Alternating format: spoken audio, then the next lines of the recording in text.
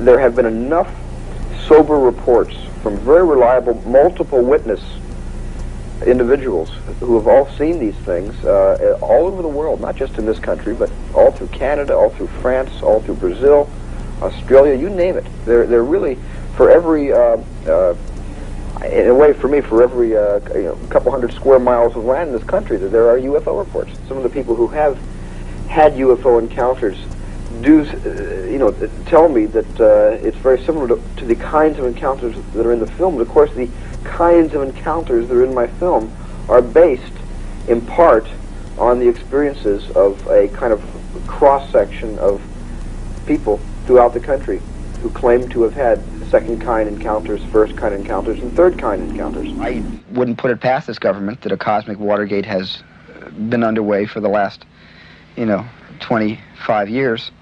And at the same time, I don't think it's, I think as we're growing up, or from the government's point of view, I think we've been adults for hundreds of years, but from the government's point of view, we're still growing up, and eventually they might want to tell us something about what they've discovered over the decades.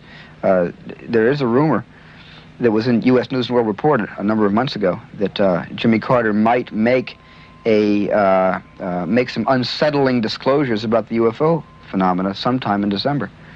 It's perfect timing. I opened my movie in December, so it's perfect timing. President Carter reported a UFO sighting twice. Twice, yes. Has he seen the picture?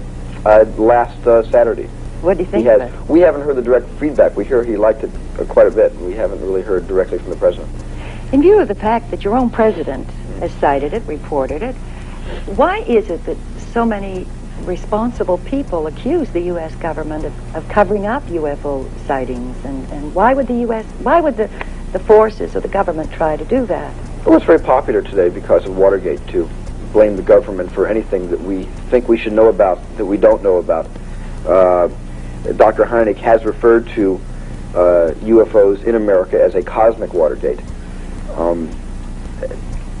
There are several reasons why the government could be, withholding information beyond the Freedom of Information Act.